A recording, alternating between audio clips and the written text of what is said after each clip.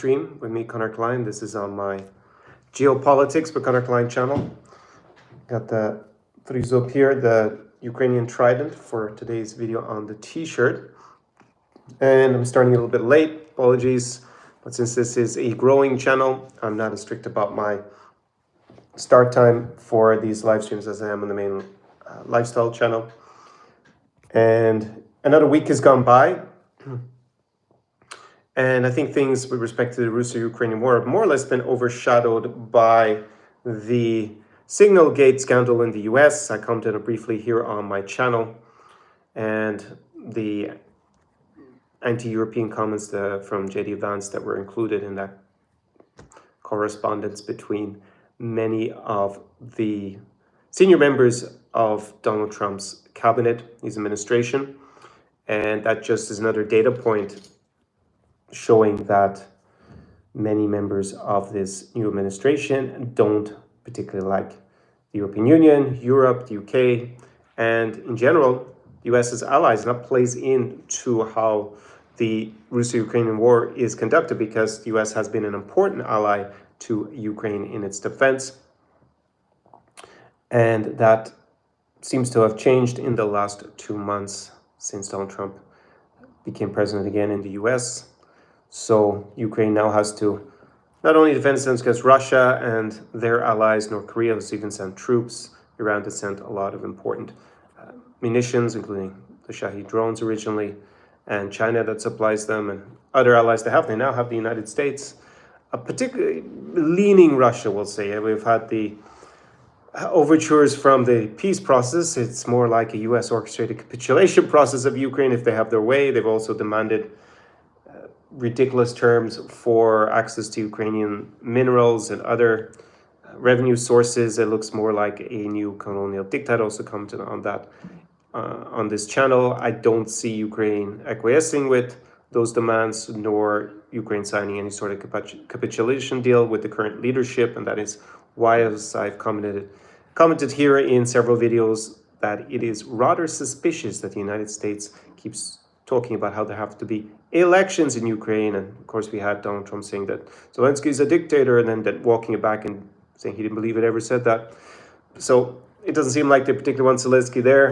And I agree from the point of view, if they want Ukraine to sign a capitulation deal and hand over their resources, then probably Zelensky's not likely to do that. I don't know what kind of politician in Ukraine is going. They're definitely not going to campaign on such a platform, but maybe they can find and orchestrate some sort of Manchurian candidate in a future election that would be basically backed by both Russia and the US. Didn't think I would be saying that, obviously, 3 years ago, when this invasion began, this phase of the Russo-Ukrainian war. So, Signal Gate, just a few comments. Also because J.D. Vance went with his wife to Greenland. This all plays in because even though Greenland shouldn't be remotely relevant to this channel's content, the fact that Donald Trump has been so insistent on threatening Greenland and Denmark's sovereignty over the last 2 months, which is something he did not campaign on. He did campaign effectively on throwing Ukraine under the bus. Just a lot of people who voted for him who were pro-Ukrainian, which was probably a minority of pro-Ukrainians, but they've always said, no, he's not serious, it's not true. He will actually turn out to be better for Ukraine. He will arm Ukraine to the teeth. I think almost all those people have now resigned themselves to the fact that they were ridiculously over-optimistic about that. And the weakening of the transatlantic alliance, so UK, European Union, and the United States, Canada, is an important strategic goal of the Kremlin. One of the reasons they invaded Ukraine and Georgia in the last, 20 years, and they haven't invaded the 3 Baltic states. I'm actually currently in the Baltics.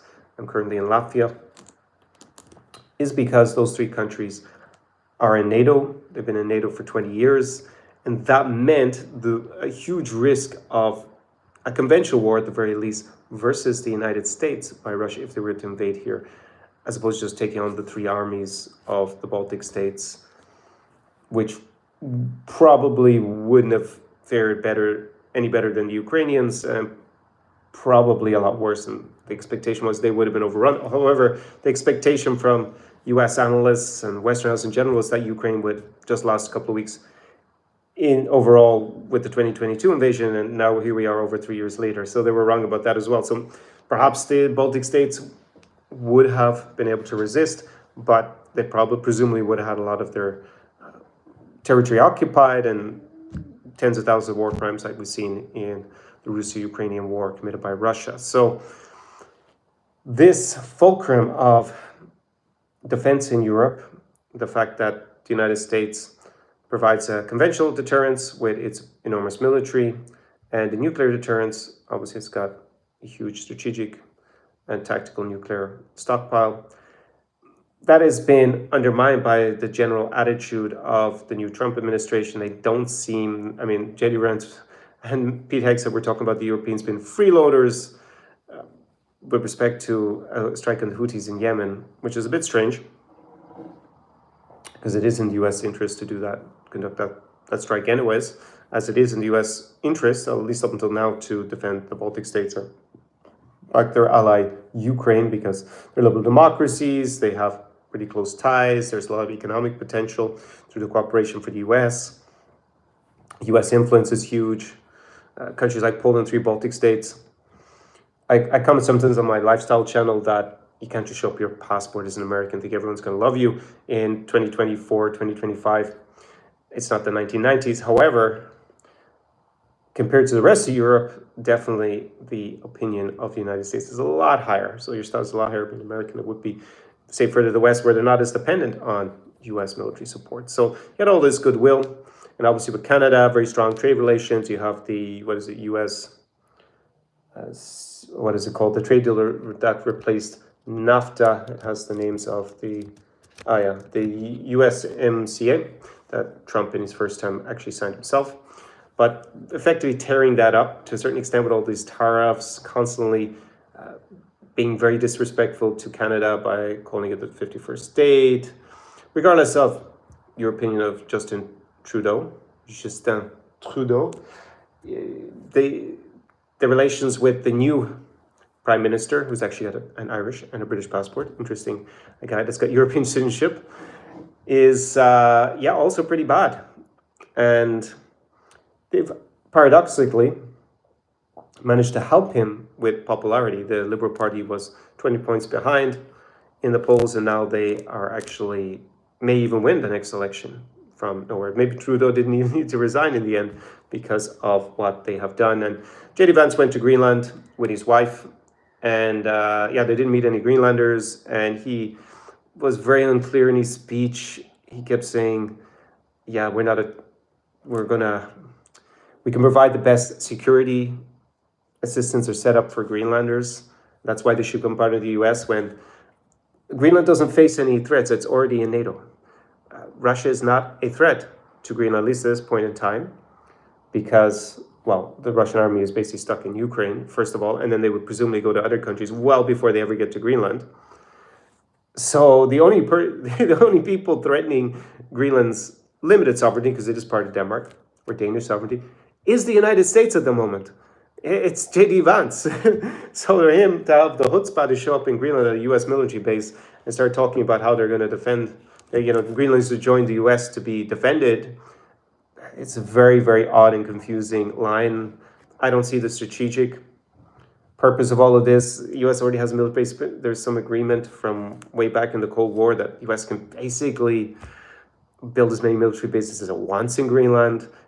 They wouldn't have much of a problem negotiating mineral deals there at all, because they are providing a certain amount of deterrence and defense of Greenland in the future, which is not a threat, an imminent threat right now, but potentially. So they have very good relations.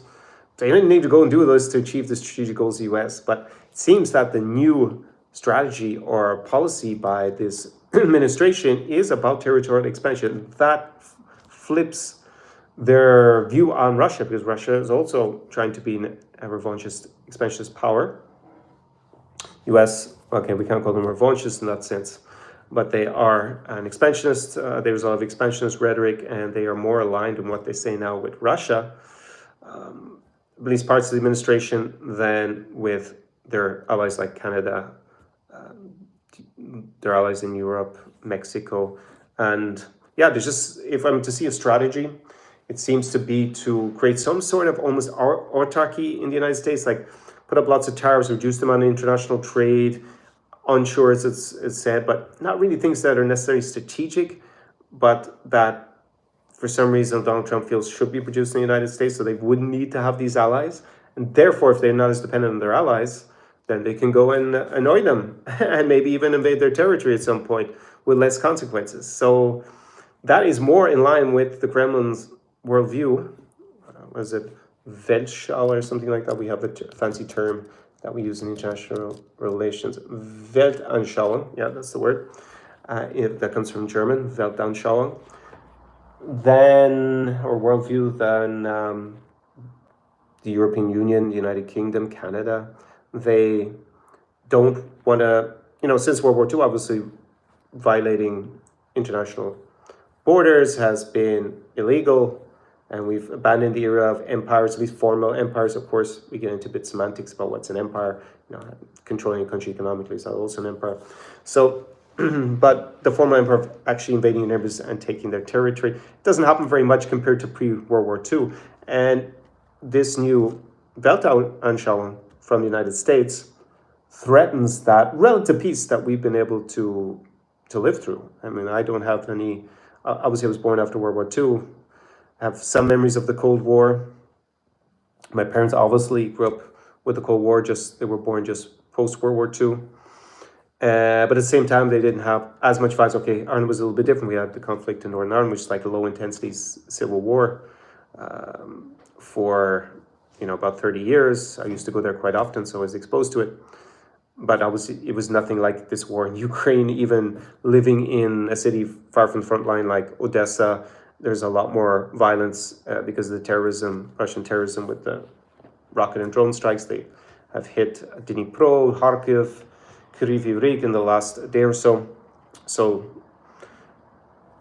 this worldview is undermining the collective West, the idea of the collective West. I don't think it's irrevocably broken, but I think it's got some irrevocable damage. And it will cost both sides probably trillions in the next few decades.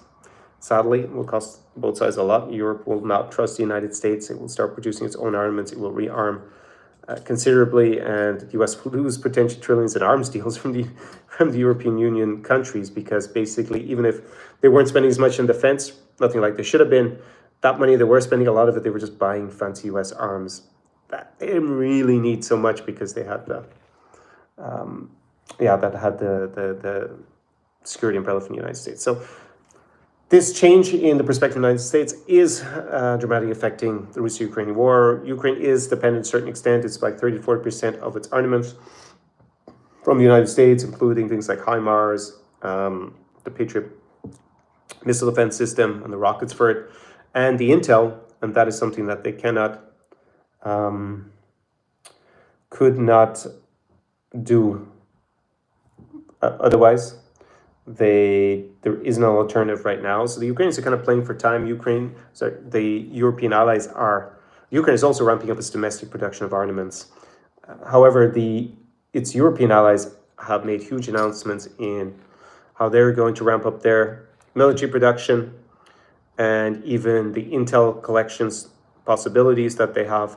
But this is not something that can be turned on in 1 month. At best, it's going to be medium term to replace the US. Doesn't mean that Ukraine will lose in the meantime. Ukraine needs to, presumably the reason they've gone along with this charade about a ceasefire and negotiating on minerals deals that I don't think will ever be signed. And I don't see a ceasefire at this point in the war at all. Anytime Russia says they're agreeing to ceasefire, they just keep firing rockets anyway. So there might be a short one for maybe May 9th, the parade. So Russia doesn't have to worry about a Ukrainian drone attack ruining the parade in Moscow, but I don't see it until maybe the late in the year if Russia starts to run out of manpower, material, and money, something I've repeated for over a year here on this channel or on my channels in general. So Ukraine is playing for time. Also, there's another factor which affects here the Baltics.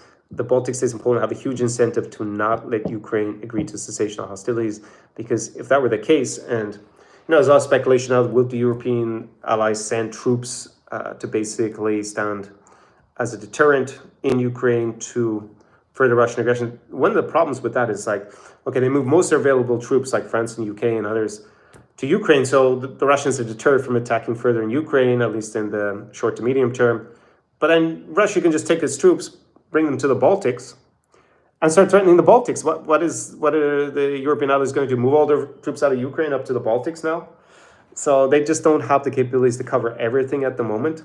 So yeah, and those countries, they have a huge incentive to back Ukraine, to not agree to a ceasefire, and to arm them as much as possible to keep going. So this week, we will see probably more fallout from Signalgate, and probably more undiplomatic rhetoric, presumably from the White House with respect to its European allies, since that seems to be in vogue at the moment, and continued efforts to hand over everything that's negotiable to the Kremlin from the US's point of view, in order to get presumably some other deal on other things that aren't relevant to Ukraine in return. So this is all pretty bad, but Ukraine, from my point of view, is very unlikely to agree to any of this, and will fight on. It will probably extend the war out considerably longer than it should.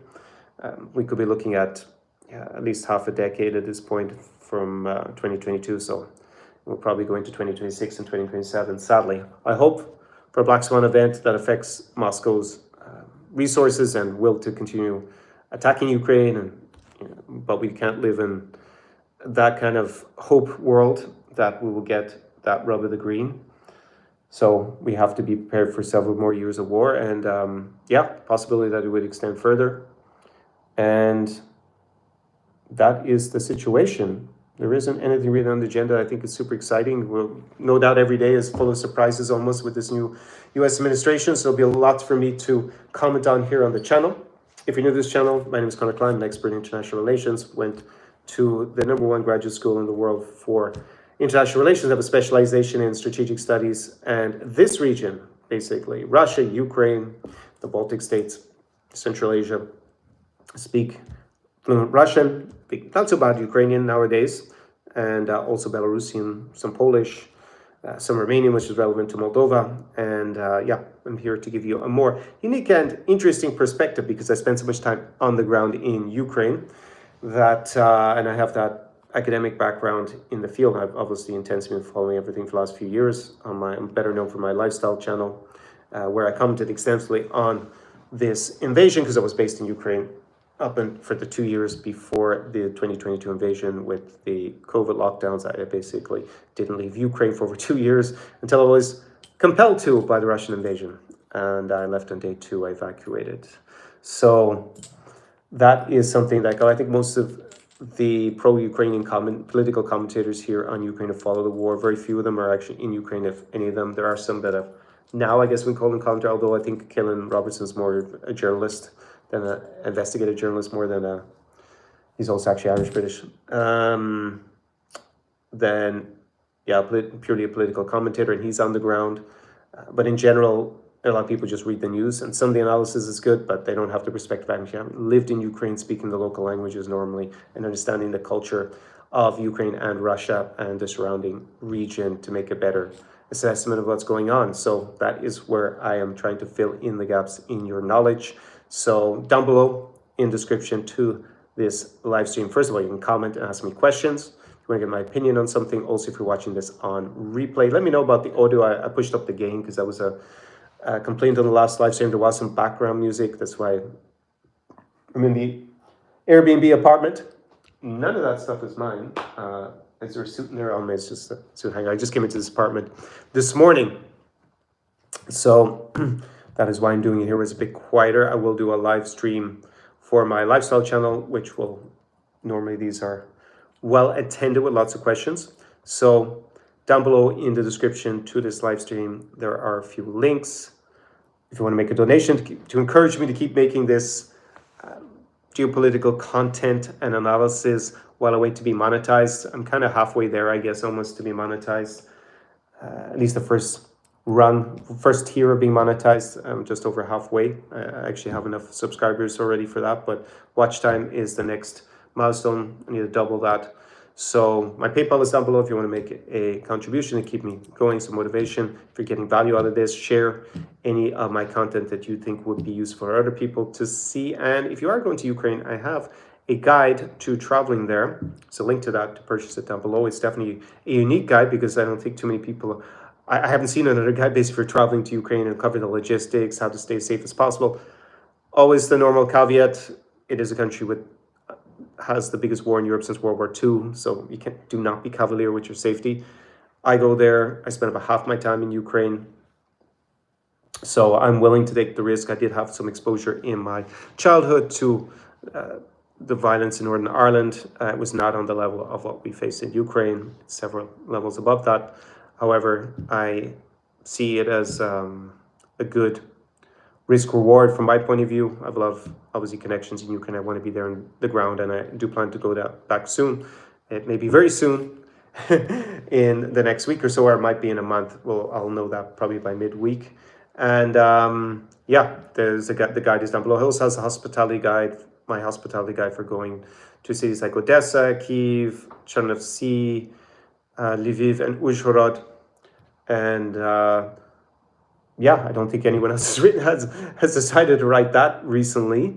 I had all that research already done, and very few of my favorite places have actually closed down in Ukraine. Amazingly, some of them got blown up. Some places I used to go to in the others in some cities like Kherson, where Russia's destroyed most of the city. Obviously, I didn't bother including a Mariupol part to the guide since Russia basically sacked the city and destroyed every single place that I went to. That was a bar, cafe, restaurant, club, shisha lounge. They gutted everything when they sacked the city. Very sad and tragic. And hopefully one day the Ukrainian forces can liberate it and we can actually do the ghastly job of figuring out how many civilians and others they murdered when they sacked the city, because that's the only way to describe it. So down below is that guide. So if you are thinking of going to Ukraine at some point, it's a pretty good thing to invest in. So yeah, drop your comments down below, any questions you have. And I will be presumably back with a new video tomorrow. Well, let's see what happens in the next few hours. And до побачення, слава Україні, and до перемоги.